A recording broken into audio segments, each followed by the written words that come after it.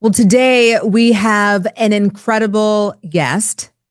Our incredible guest has quite the story. She is the mom of three wonderful girls, and she began 10 years ago in the network marketing field, and she discovered quite a bit that she's going to teach us today that can help you, whether you have your own network marketing business or whether you're thinking of starting one. And she really completely goes against everything that people are fearing in network marketing and really makes it easy for them to learn how to succeed. Now, she's built her own global networking business, and she's got clients all over the world, in the US, in Canada, in the Caribbean, in Australia, in Africa, and beyond. So she has really grown this. And she's joining us all the way from Paris, France. Jatu is here, and she's empowering women about one of the most important things that they can do, which is starting a business so that they can have financial empowerment. Welcome. We're so excited to have you. How are you doing? I'm doing well, and I'm happy to be here too. Wonderful. Well, we're going to dive right in. A lot of people have these preconceived notions about network marketing. And so take us back to the beginning. When did you start in network marketing, and why did you start network marketing? You see, Coach T, the industry of network marketing is full of people with big dreams. And I am still one of them. And why not? Because it's a model that lets anyone start a business with low investment and low risk. So 10 years ago, I jumped in, chasing what most parents want: more income, more time, more family time, and more control over the future. And then month goes by with success, and then come bigger frustration in the industry. And we were told to do things that we were not aligned with, but success was there. And then we were happy to be in. And I would like to tell you a story, which is something that brought me to where I am now, with something that I want to introduce to you and to those who are watching. Is that I was standing one day in my kitchen, and my three kids were running around, and I had just sent like a message, and I was doing what I was taught, in fact. And this person I sent this message to, I barely knew that person. And I remember this wave of shame that hit me, but I loved what I was selling. I believed in it. But every time that I hit that sent message, I felt smaller, like I was bothering people, like I had become that person, the one everyone avoids at parties.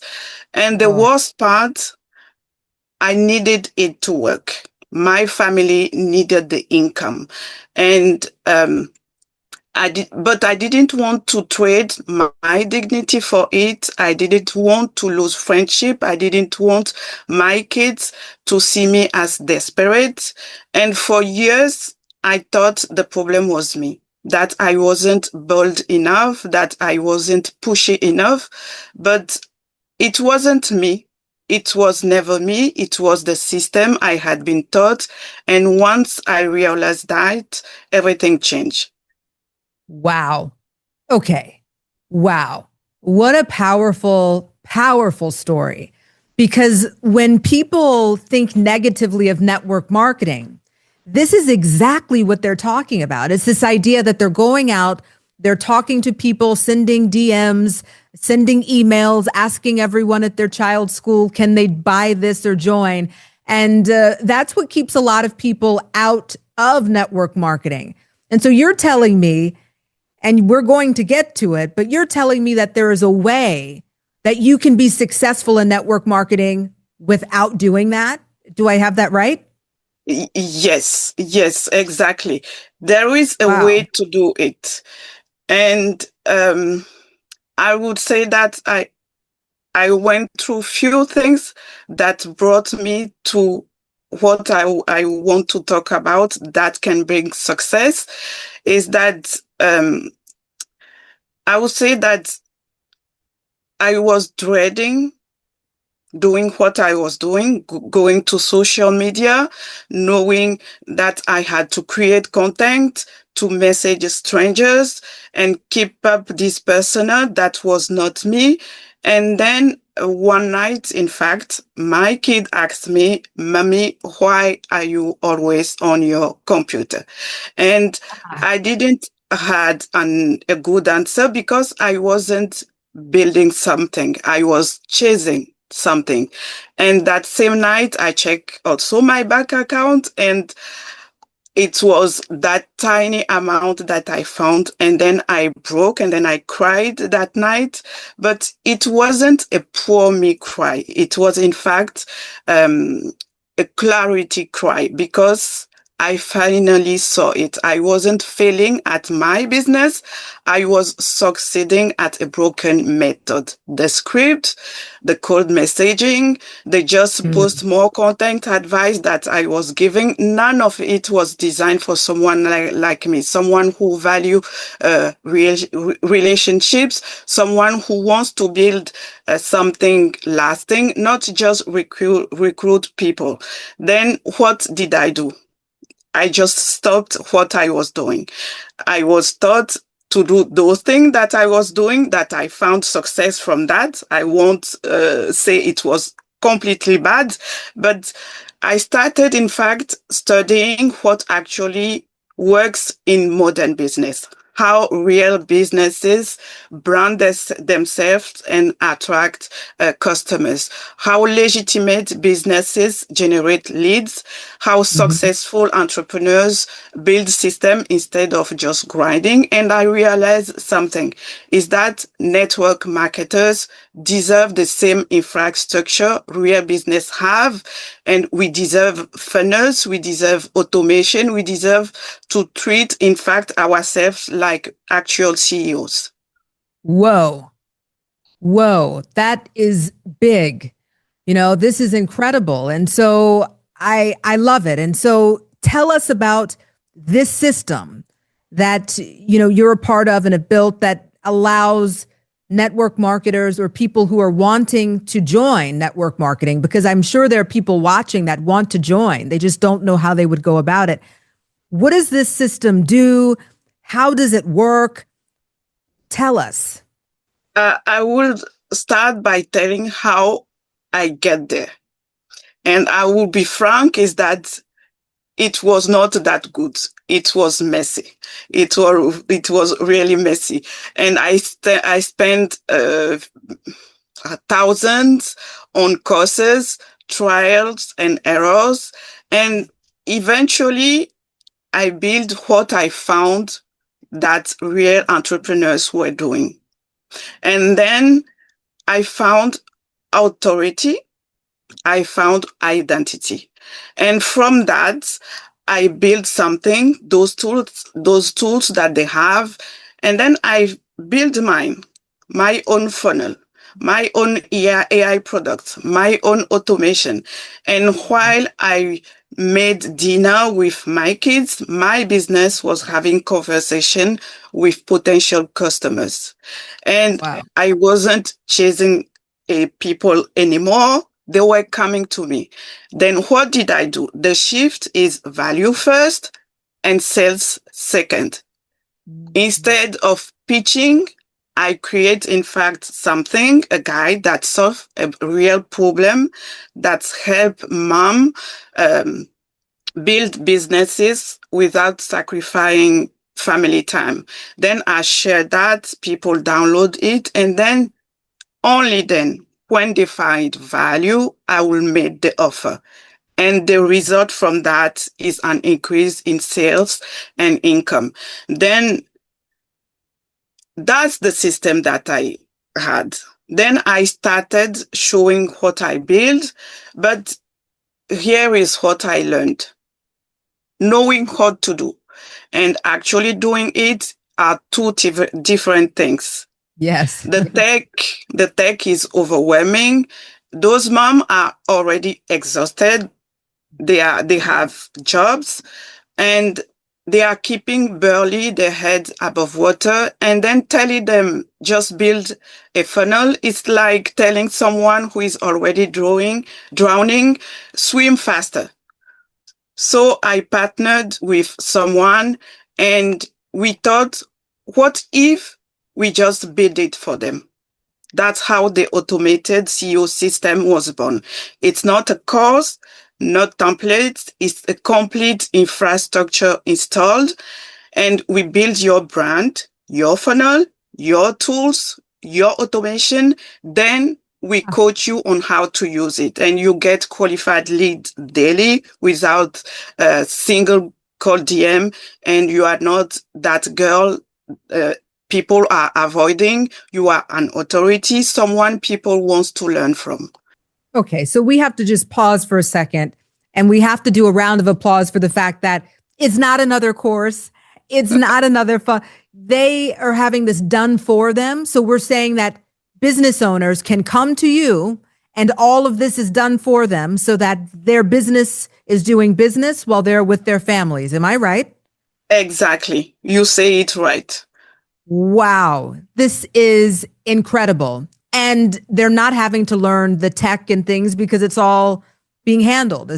We do everything for them. We just need to have a vision from them. And from that vision, we go, we work, and then we get back to them like a car. We just give them a car and they just need to drive the car. Wow. Okay.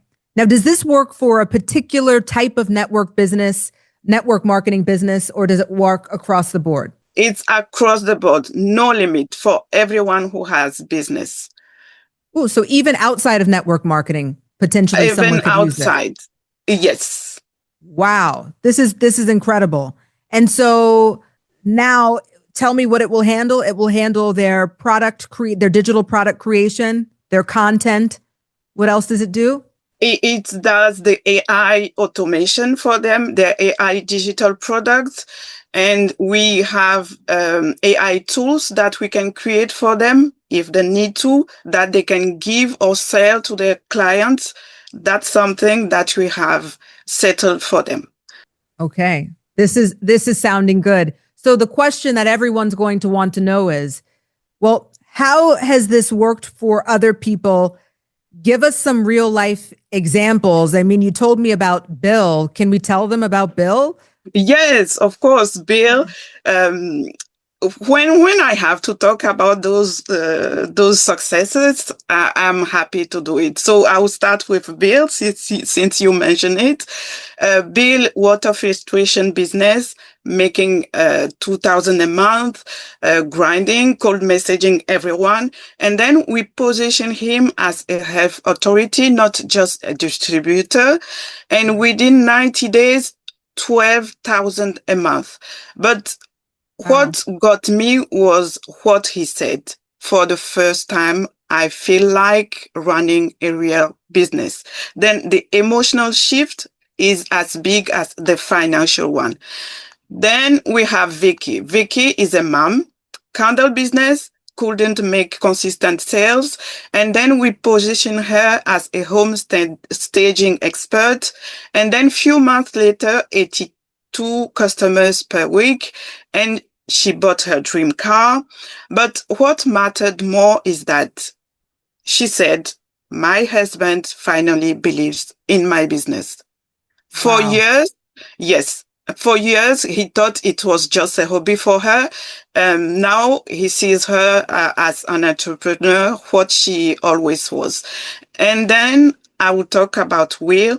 Will, he tripled his team in 30 days because he finally had a system he could duplicate with integrity with his team. And that's the actual business he wanted. And when you have a system, that works and feel good, your team naturally replicates it. So you are not building a business, you are building a movement, in fact. Wow. Wow. Wow. Wow. I mean, those stories gave me chills because the immediate thought, I'm sure, for the people who started working with you was initially wanting to make money. And then now there's the ripple effect of their lives changing, of them having more clarity, more confidence, more peace. And then that rippling as well to their families and beyond. And I really loved when you said that Bill said, he was happy to feel as if he had a real business for once. Exactly. And that's incredible. Okay, so talk to me here. If somebody is interested in purchasing this system with you, I mean, is it available to them? And I would love to hear from you. In week one, what types of results do you think that they can get? Meaning, in week one, what can they accomplish? Can they already start writing content that can start producing leads? Well, tell me a little bit. Let's say that we will start from the beginning. So Okay. we will paint a picture. Let's say it's a lady before she was waking up with that pit in the stomach, and she will ask herself, who do I message today? What do I post? And then she will scroll through social media, looking for inspiration and making a very small amount exhausted. So we do the core to find the vision, and then by week 1 till week 4, the funnel goes live. People she never met are downloading her AI digital product, joining her email list, and she didn't build any of it. We did it. She's just learning to drive the car, as I said before. Wow. And for the first time in years, she's not chasing. She's opened her phone and her email, and she has leads, people who come to her. That's the first step. Then by week 3, she started to have 3 to 5 quality leads daily, not from cold messaging. I am saying it again, not from pitching friends, from systems working while she sleeps. That's the starting point. And then by week 12, she takes a screenshot showing her result, which is 3,000 this month. Then another text, my husband asks about my business at dinner, not in that way, when are you giving up? But he is actually proud. That's the moment when shames turn to pride, when hiding becomes showing up, when that MLM guys becomes the man, the woman who's building something real. That's their dignity back. Wow. And so if someone is now at the edge of their seat here and they want to find out how they can purchase this done for you system with you, we're going to put the QR code on the screen right now. And as we do that, please give us any last words. Why should people do this now as opposed to later? Why do they need to join this in this moment now? So I'll talk to you, the one watching right now, who is tired, who has been at this like 2-3 years and starting to wonder if you are not caught out for it. I will tell you to hear me, and I will say to you that you are not failing. The system is failing you. The shame, the frustration, none of that means that you are not good enough. It means you are giving the wrong tool. And your dream of freedom, flexibility, real income, it's valid. You just need a different path. There's a way to build your business that feels good, where you are not chasing anyone, where you wake up excited because your business is working for you, not draining you. If you are ready to stop chasing and start choosing, to stop feeling like the one people are avoiding and start feeling like the CEO you actually are, this is your moment.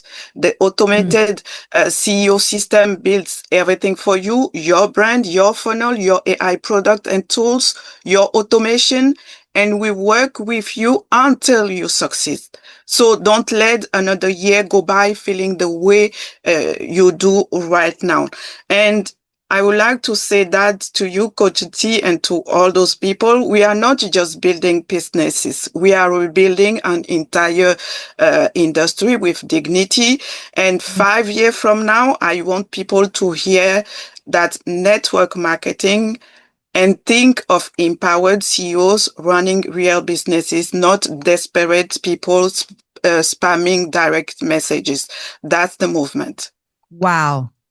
And there was no greater ending than that. I don't even have a follow-up to it. Please scan the QR code on the screen. You know, I will tell you that I work with lots of entrepreneurs all over the world, but she's really the real deal, very passionate about what she does. Click the QR code or scan the QR code, I should say. Dive in, find out more about this. It's quite affordable, and it's one of those things where it will pay off as soon as you start to use it. So thank you. And it's been fantastic having you on. Thanks so much. Well, I'm really excited. We've got a very special guest that's on today, and we're going to learn a lot about taxes as women and how we're going to be able to legally save a lot of money. Now, before we get into all of the good tricks and tools that she's going to teach us, I've got to introduce her. So she's been a CPA for over 15 plus years. She's bilingual in Spanish and English. So that means she can help all of us. And she's specializing particularly in helping women with service-based businesses because she finds that they can benefit the most from her services. And she's known for simplifying tax strategies, but most importantly, helping female entrepreneurs save $10,000 to $30,000 per year on average with their taxes. So I've got to welcome her on. Welcome, welcome. Thanks for being with us. How are you? Hi, I'm super excited to be here. I'm excited to share all of my knowledge with all of these great women business owners that are out there. So give us your name, give us your title, let them know who you are, and we're going to jump into the questions. So absolutely. My name is Jandra Jovet. I'm a CPA based in Texas, but I help businesses and women all over the United States and including the Commonwealth of Puerto Rico also.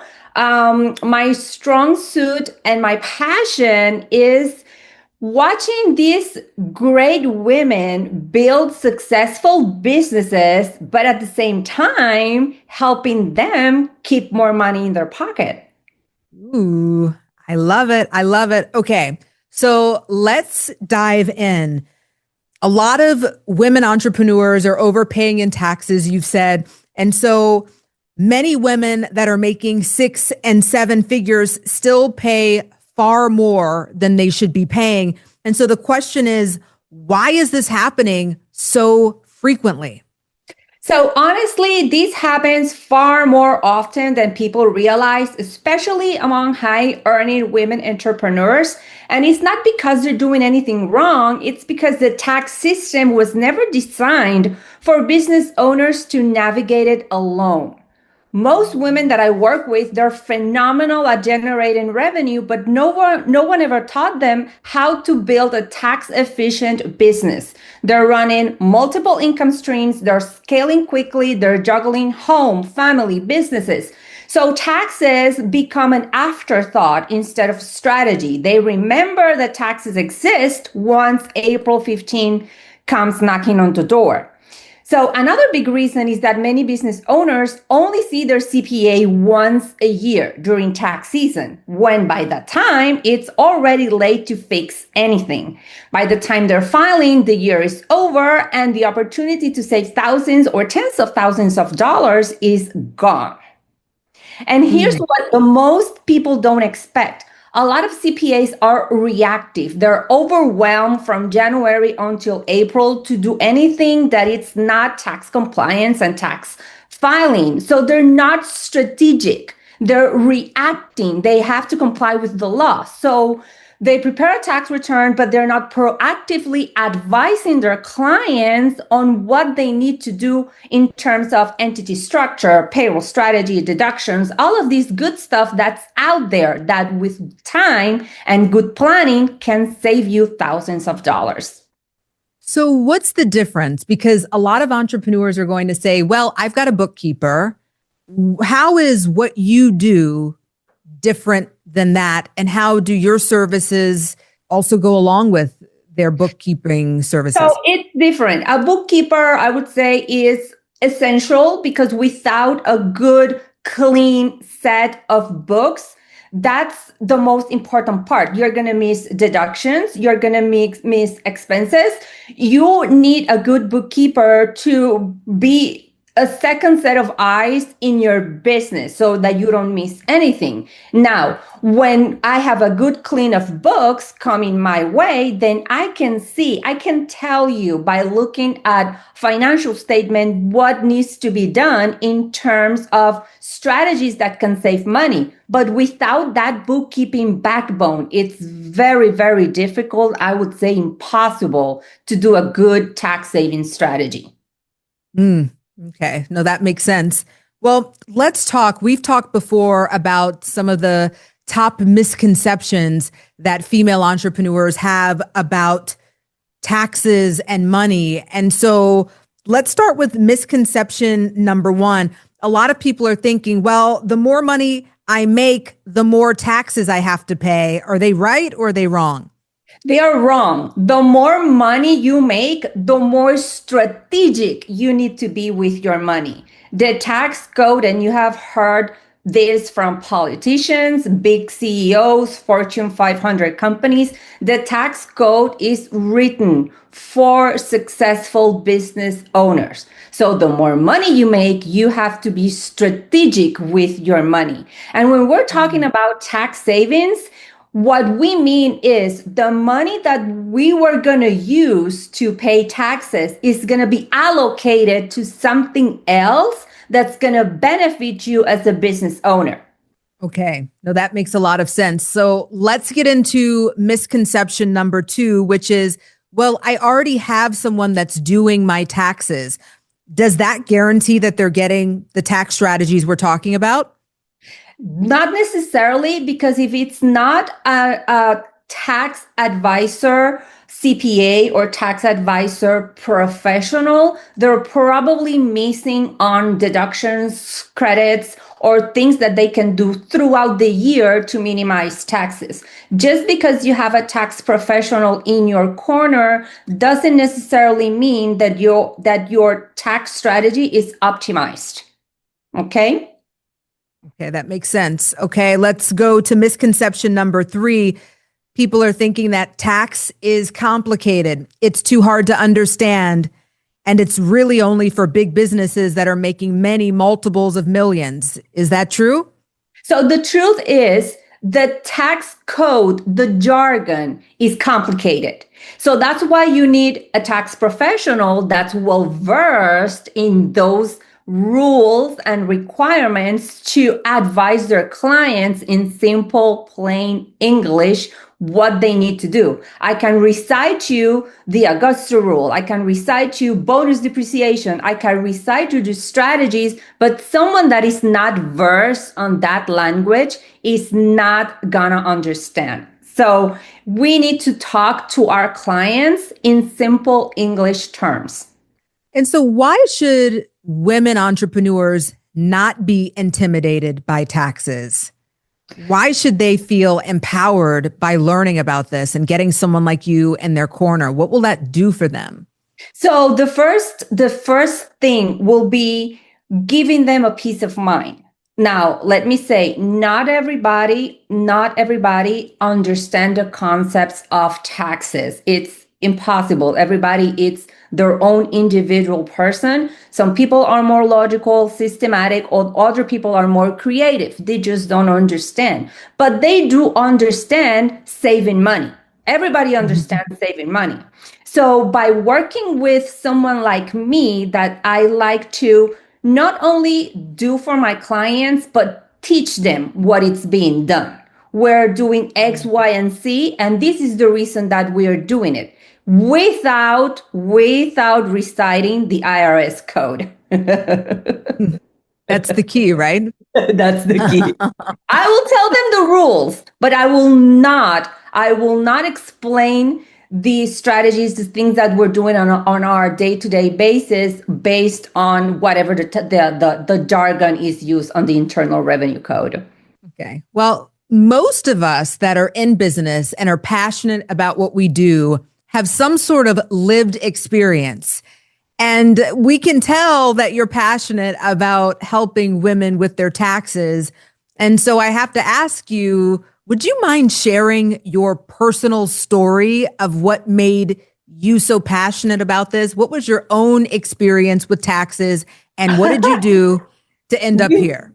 This is a great story because the first year on my business that I made multiple six figures, my tax bill was over $50,000. I almost cried. I had no idea how to tell my husband that we owe 50 grand to the IRS.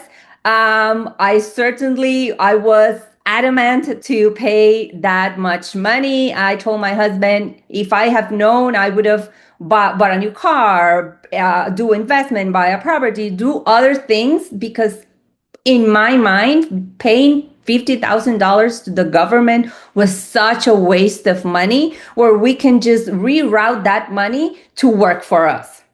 So that's how I started. And then once I had that experience, I went through my clients and conversations with my clients, and I saw a pattern of, I saw myself in my clients, the same frustrations, the same fears, the same embarrassment. I had a client that made $1.5 million on her first year of business, and she cried when I told her, you're going to owe almost $350,000 in taxes. That's life-changing money. Right.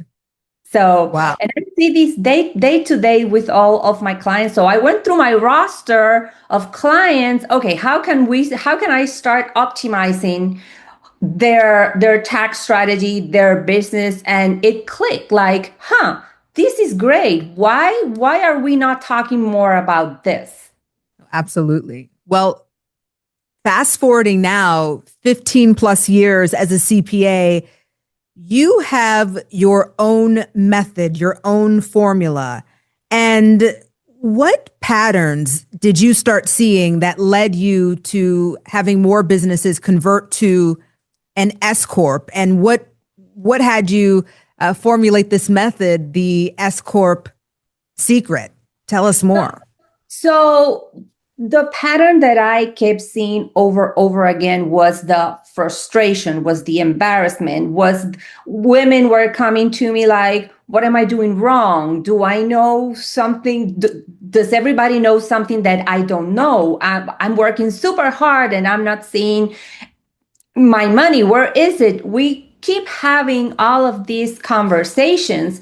And the truth was, they were never guided. The system is not set up for business owners to win. We have to go out there and find the tools and find the people to help us build and grow businesses. I know when I went in college, I majored in accounting, but I never got a business class. How to be an entrepreneur. That was not something that was given when I graduated, like way back. And I think it's important to teach this generation to master accounting, to master finance, to master bookkeeping, because it's essential. We talk a lot about personal finances, but we need to talk about business finances too. We need to have healthy business finances in order to scale, in order to hire people, in order to compensate our employees, to create the backbone of our society, which I truly believe are small business owners. Oh, absolutely. I'm with you on that. So tell me, how does someone converting to an S Corp or starting an S Corp going to save them $10,000 to $25,000 a year potentially? So this is the example that I always give my clients when I get asked that question. I get asked that question every time S corporation comes to the table. So the easiest way for me to explain to you is, if you are an LLC and you're filing your tax return on your Schedule C of your Form 1040 and your profit was $100,000, automatically that's 15.3% of self-employment tax. That 15 grand that it's going automatically to the IRS. That's not including federal income tax or state income tax. Okay. Now, if you switch, you elect your business to be taxed as an S corporation, that same $100,000 we can divide in reasonable compensation or payroll, and then what's left over, which will be the business net profit, it will be a distribution. So as an S corporation, let's say our payroll is $50,000, you only will be taxed self-employment on those 50. The leftover 50, it's not subject to self-employment tax. So you're already saving money right there. Now, imagine and this is just in a small scale. So do your calculation. If your net profit is 200,000, 500,000, I have a client that her net income is $3 million a year. So we have to be very strategic in order to pay what is required of us to pay to the government, but without giving away more. Absolutely. Absolutely. Okay, so I've got to ask, one of my favorite questions here is, how does purchasing $100,000 car going to save some of these female entrepreneurs money on their taxes this year? Well, this is funny because I just did that. And it's not about buying a car for buying a car. I needed to buy a new car. My lease was expiring, so I needed to make a decision of what I was going to do. So I decided, because for 2025 and forward, you can write off 100% of vehicles or equipment or investments, assets that you buy for your business. You can write off 100% of the cost. So I made sure to buy a vehicle that first qualified under the bonus depreciation rules. It's going to be used for my business. So I decided to buy a car. So the car cost $100,000. So I can write off as a bonus depreciation $100,000, and then my income is going to increase. Now that $100,000 taxed at a 20%, that's just $20,000 of savings right there. But you have to comply with the rules. You have to understand, and I will teach this on my S Secret method. I will tell you what the requirements are for you to buy a car. It's not any car. You need to buy something that qualifies. Exactly. Okay. Well, what about our female entrepreneurs here who have businesses and they are running events out of their home? How can they get tax savings? So this is a great strategy. And again, all of these strategies, they need to be applied according to the rules and requirements. So there are things that need to be put in place in order to do that. So this client of mine, which I follow her, I'm my biggest client's cheerleader. So I follow my client on Instagram, and I saw that she was hosting events for her team and was doing networks event on her beautiful house.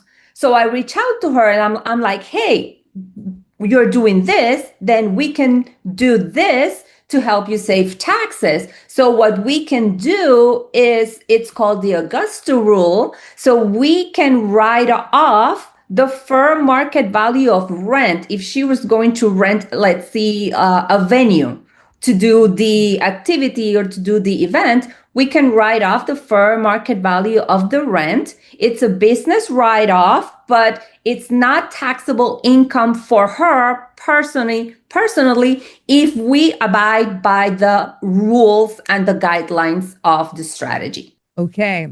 And now tell us about retirement. If someone is wanting to grow their retirement as an entrepreneur, and they're not able, they don't have a retirement plan right now, or they want to put more money in retirement, how can they put more money in retirement to reduce their tax burden? So absolutely. I think retirement is essential for every business owner that works from themselves, that they don't have a company that's matching their contributions. So I did this for another client of mine. He was contributing $20,000 to his 401k, but he was just matching. The business was matching 20, I think it was $20,000. But the law allows for employer, that means business, and employee, that means owner, to contribute up to $70,000 per year. So I told him, hey, we need to up our retirement contributions from the business. So when we increase his retirement contribution, he's saving $15,000 in taxes. So he's still keeping the money but the money is being rerouted to our retirement plan. And that move saved him $15,000. Well, there you go. So for anybody that is excited about everything that you've been talking about and they want to learn more about it, tell us the name of the system that you've created and why they should join it. We're going to put the QR code on the screen right now. Scan it to find out more. So I created something that I named the S Corp Secrets Method. And it's part course. You're going to have a few master classes explaining absolutely my favorite tax strategies, or at least the 7 or 8 strategies that every business owner probably qualifies in a simple and strategic way. In addition, you will get S Corp legal templates, which I had an attorney help me draft. You're going to get checklists. You're going to get workbooks. You're going to get how to treat your reasonable compensation so it's audit proof. In addition, and the best part, I will prepare your custom tax plan. We're going to review 2023, 2024 tax returns. We're going to take a look at how 2025 is going, and we're going to create a plan that we can implement before December 31st so you can save on taxes before April 15th comes around. Ooh, I like it. Well, this is a lot of good. Yeah, this is a lot of good information. Thank you so much for being with us. The QR code is there for people to have access to. And thanks for being on. Absolutely. Thank you. My pleasure. So our next guest has quite the interesting resume. She has spent over 20 years translating very high stakes information in the medical field, scientific field, and the regulatory field. And she's been able to condense it down and share it with people who are not in those fields. So things make sense. She's worked with physicians. She's worked with founders. and policymakers to make very complex data very easy to understand. And now she spent 5+ years in the space of crypto investing, in early stage crypto investing at that. So we've got quite a unique guest on, and she's done so many interesting things, but what's most important to this conversation is the fact that she's been in rooms with founders, with researchers, with early investors, and she understands what newcomers fear. She understands what investors might be misunderstanding and the volatility of the market. And so in today's session, she's going to teach us a few things that we need to know and how we can close the gap between innovation and investor understanding, which is what this conversation is all about. So welcome, Lucia. We're thrilled to have you on. How are you? Oh, I'm fine, thanks. I thought I might talk today about two different crypto projects for different reasons. One is Ethereum, because traditional investors have recently begun to be holders of Ethereum through funds, through ETFs, and sometimes they maybe get advice to invest in it and not know very much about it. So I think there's a real need for understanding, and I think that I can fill that gap. Oh, you can absolutely fill that gap, and we're gonna get there. But I want you to kind of give everybody kind of the foundational understanding. And I think the first question is, crypto funds are growing at a very fast rate, and they're also losing investors just as fast. And so I think the first thing that we should address is what's actually happening in this moment, and why are funds that are scaling quickly failing just as quickly as they've been scaling? Right. So actually, I don't think that they're really failing. I think what's happening right now is that there's an overall dip in the markets. And crypto has followed the stock market, and it's still kind of coupled to the stock market. And so when you see stocks going down, especially smaller cap stocks or mid cap, and even the large caps are having dips now, crypto is following the market basically. So, but one thing that you're seeing at the end of the year is that institutions are moving out when there's a drop in price, because they need to do what's called window dressing. The same thing happens in stocks. And at the end of the year, for the fourth quarter, they need to make their benchmarks look better. And so they're cycling money into large caps that might be doing better, or they're looking for to show gains towards the end of the year. And they might well move back in January. And that's something that individual investors might not realize. They're seeing the large institutions, they're seeing just that money is moving out, and they're wondering what's happening and whether they should also get out. And I think now would not be the time to get out for that reason.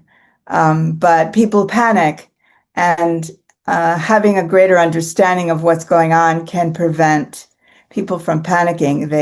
They might think there's competition, and that's why Ethereum isn't doing well, or something like that. And I think it's important to understand what the competitive field is like and why Ethereum is unique in its field. Well, that's great insight, and I'm thrilled that you're bringing up Ethereum here. Tell us where Ethereum really fits into this landscape. If you could tell us a little bit about its role, its purpose, and the strategic position, just a little, so that people have an understanding that may need it. Yes. Well, Ethereum is kind of infrastructure for crypto. It's a blockchain that's programmable so that you can build other projects on it.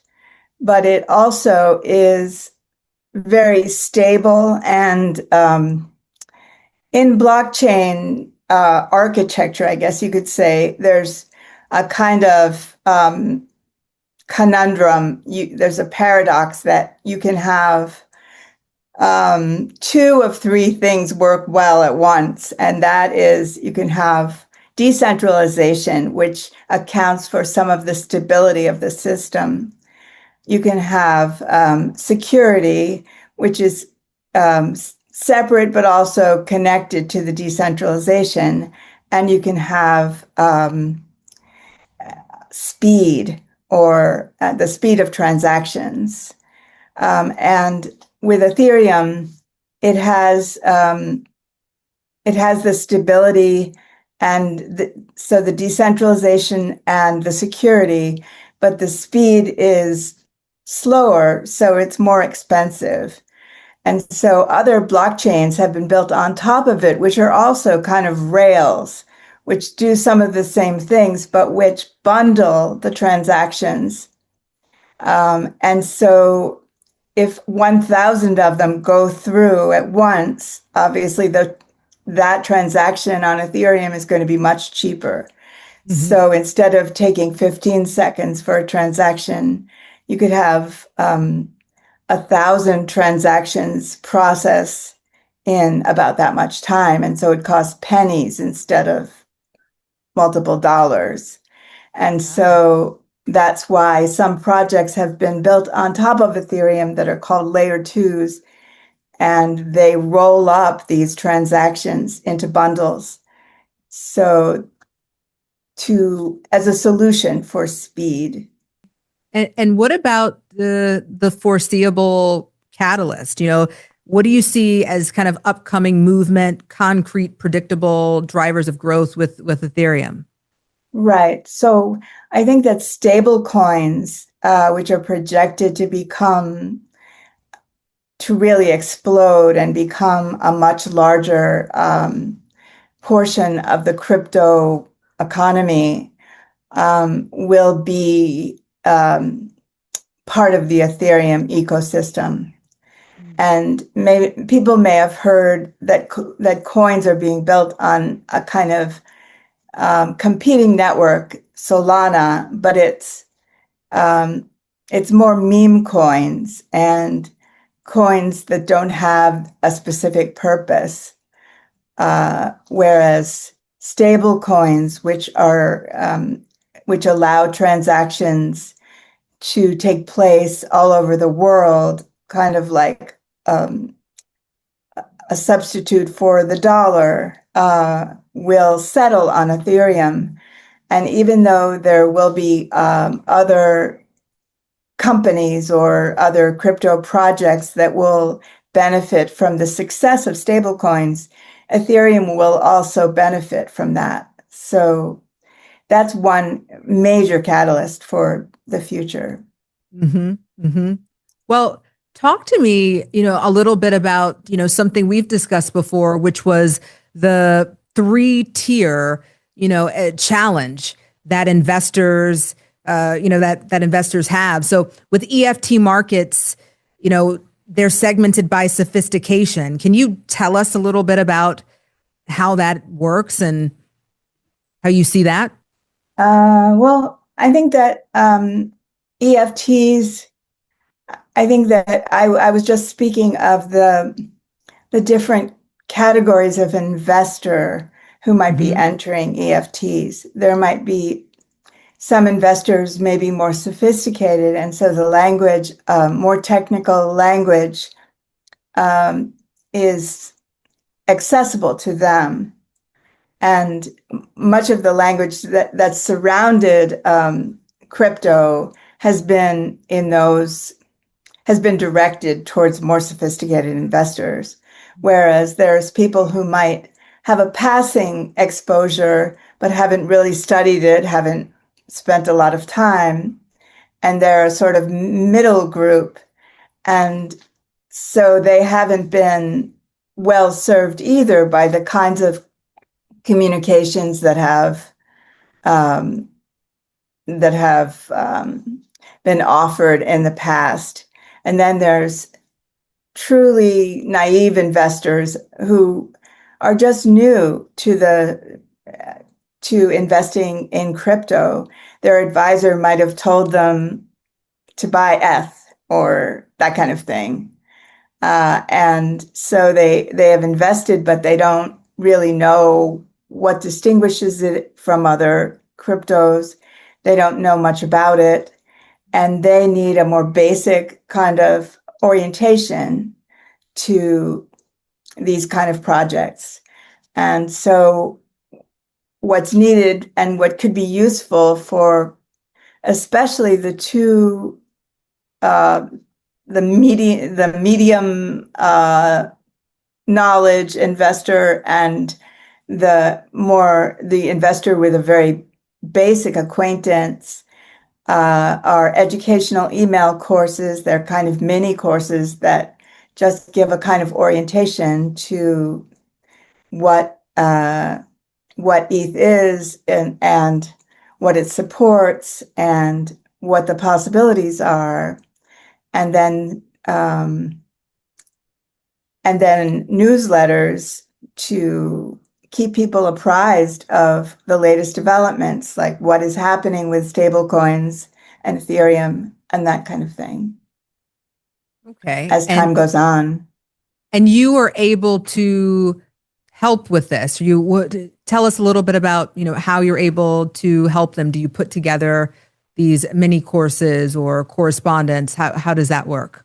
Yes, I produce mini courses that can be put on a landing page, and so they're useful for someone who's curious, who comes to, let's say, an ETF fund site or to an advisor site, and they can learn about the fund they're investing in, or they can learn as someone who's curious about it. So it becomes both a benefit for existing investors and a tool for acquainting new customers or clients about what the ETF offers. Okay. Yes. So that's helpful. Please. And then the natural follow-on is frequent touches for investors in all kinds of crypto. I was involved in an advisory group for about 5 years, and so it was once a week they had a video conference, and often there wasn't really enough news to occupy an hour video conference once a week, and they asked the members, which numbered in the hundreds because they were offering advice about multiple altcoins and crypto investments, whether they could skip a week. And people were adamant always that they wanted some reassurance once a week in that video conference. Wow. And also they send a newsletter once a week. So it's 2 touches a week. And I think when in turbulent times, which are pretty much all the time, crypto is very volatile, that's frequent touches are needed.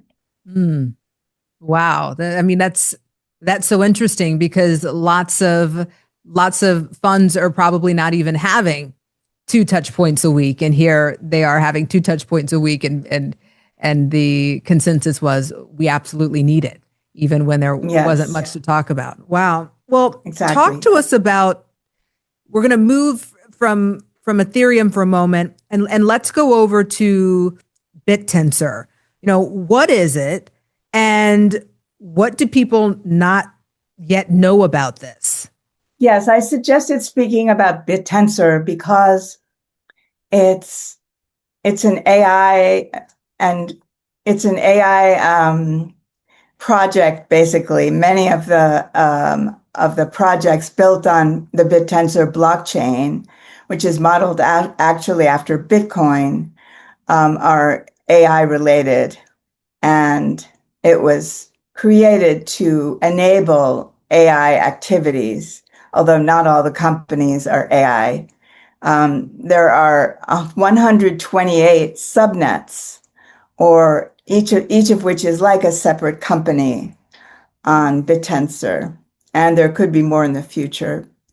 But I think that it needs explaining because it's very complex. There's a lot to understand about it, and each of these companies really needs communications and explanations, and so because of that, I think that the tensor really cries out for education for investors. And would you say that it needs more attention and more communication than even Ethereum? It has right now, and I think that it has a different kind of investor. The reason I mentioned Ethereum at the start was that traditional investors who haven't been very involved in crypto are buying Ethereum through ETFs and funds. And with BitTensor, it's newer. And so the investors are people who are interested often in both crypto and AI. And so it also offers the possibility of high returns through direct investments in the subnets. But it's complicated to get those high returns and not lose some of the principal that you've invested. With BitTensor, you have to buy Tau, which is the BitTensor token, to get access to the subnets. The subnets each have their own coin, which is called their own alpha coin. And so the alpha for subnet 1 is different from the alpha coin for subnet 4. And so in order to buy those alpha coins, you have to trade Tau or the BitTensor coin for those. And then to exit, to sell the alpha coins, you have to trade them for Tau in order to exit your position. So basically, Tau is the intermediary for the alpha coins. And what happens is that the coins that are offering high returns, sometimes an equivalent APY to something like 79%, which are called rewards on BitTensor. People are rushing in to those high reward coins, and it's kind of like buying at the peak, buying a stock at the peak. It could easily drop, and then you could lose the principal that you invested. So investing in the subnets is complex, and it's important to understand before rushing in what the pros and cons are of different strategies and that kind of thing. And so I think education is needed both for the projects that are being developed on the subnets, as well as the strategies for investing in them. This makes sense. So you've mentioned a lot. We now have an understanding of why this is needed. Can you tell us a little bit about what happens when a fund decides to work with you? Can you create some clarity, and as to what it looks like to work with you and what the benefits are directly to their investors and consumers? Yes. So I like to say that I take a consultative approach, although I mainly offer educational email courses, which can be a lead magnet for new investors or a benefit for existing ones. It enables a founder or fund to get an email address in exchange for a free benefit, which is this educational email course that helps someone understand the nature of their investment. And also, then they can send newsletters that will offer those frequent touches, those updates. And so I offer those two things, but I'm very willing to adapt those offerings to the needs of the particular founder or fund manager, so that if someone needs a twice a month email or newsletter, I'm perfectly willing to arrange that. And I do think that it's beneficial to plan to send a newsletter or communication for at least 6 months, because in that amount of time, your investor, you have educated your investor, and you have a sense of what you need to do. So I develop content calendars and strategies with my clients to help them better serve their clients.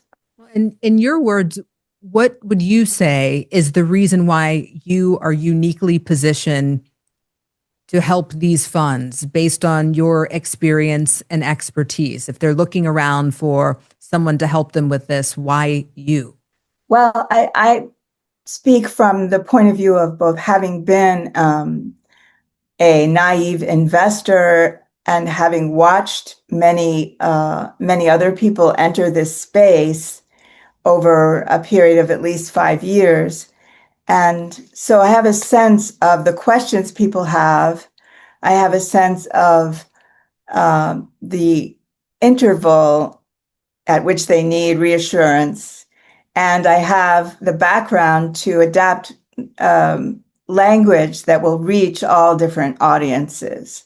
And so for those reasons, I think that I'm well positioned to help founders and fund managers communicate in a way that's effective and will serve both their business goals and their clients. Absolutely. And so if someone is watching right now that wants to find out more about what you offer, or they want to have a consultation with you to get something customized, how can they find out more? What steps would you like them to take? Yes, well, they can reach me on LinkedIn or Twitter, X, Lucia Stern, LuciaStern, and that's how they can reach you. How they can reach me. And as a final word, when a fund decides to invest with you, how are they going to get their ROI back? How do they see the return on that investment, and how soon could they possibly see it? I mean, that's the bottom line that many want to know. Right. Well, I think that they can see that that investors will stay longer. There won't be as much. It could reduce volatility in their fund or crypto project, and I think that especially over a 3-month period, they could see fewer panicked emails,